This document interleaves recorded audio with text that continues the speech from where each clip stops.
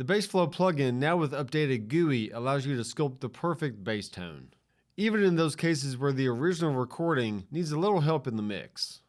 Many elements of the Bass Flow have been used in countless songs, featuring the bass character, Spectral Compressor, Legacy Q, and chorus. In this video, I'll show you how to glue your bass in the mix using the 4 elements of the plugin, and we've got some really unique elements and ways of ordering them for your song. The first part of this plugin is the bass character. It has 2 bands of equalization.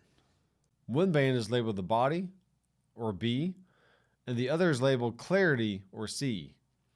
Each band has a frequency selection and a gain, which can be grabbed and manipulated in the main window of the plugin. The bass character is unlike any other EQ.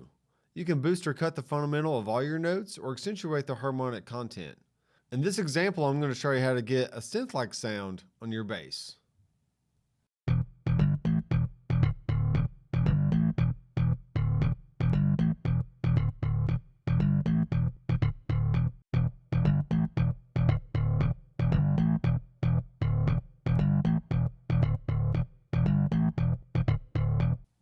The chorus section allows for creatively stretching your bass tone during a mix.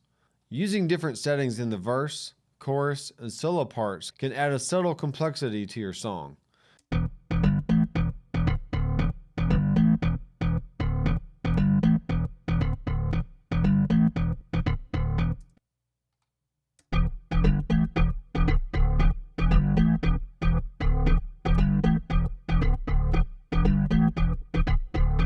The Spectral Compressor is a multi-band compressor that handles multiple tasks in one pass. Hidden inside these simple controls is an 18-band multi-band compressor with each band tuned to a specific frequency range. This can help to even out your notes, controlling buzzes and squeaks, and adding sustain. It is indispensable when dialing in the exact amount of punch and sizzle that your track needs. You can also turn on the external key in and go to your pin connections to make sure the sidechain is based on your kick. This will help the kick and your bass glue together in the mix. You also have finer control by adjusting the sensitivity slider on each frequency range. Here's an example of overcompressing the high end of a bass track.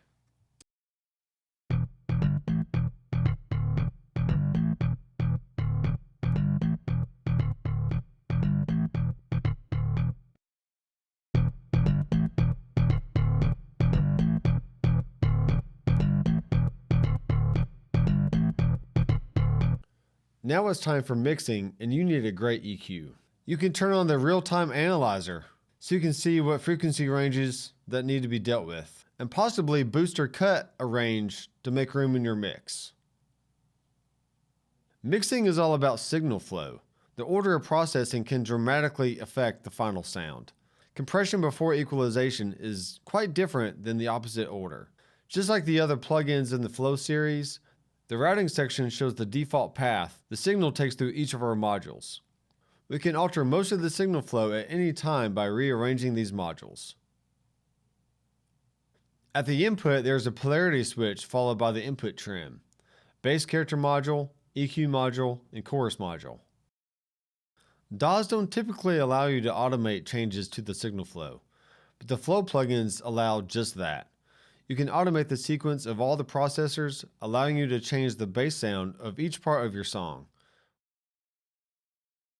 The Guitarstrip from SSL provides some really cool ways to shape the sound of any stringed instrument in your mix. The plugin includes elements like phase correction, EQ, compression, and even amp modeling.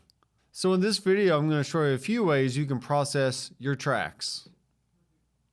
It's typical to filter the guitars with a high pass and low pass filter to leave room for kick and bass on the low end and cymbals on the high end.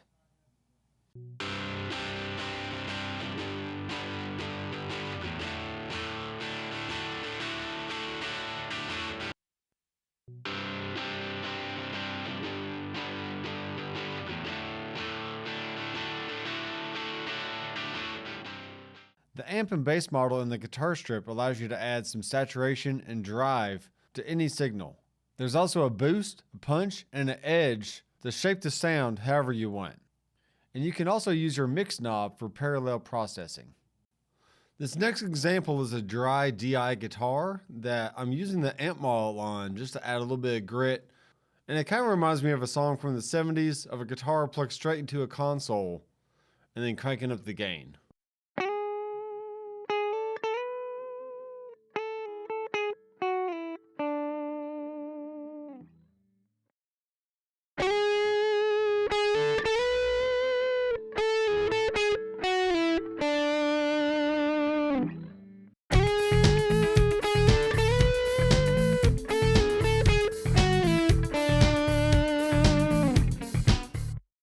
So whether you're wanting to add some drive or just change the character of your sound, I know you can get excellent results with these two plugins. Once again, I'm Nathan from Harrison Audio, and I'll see you in the next video.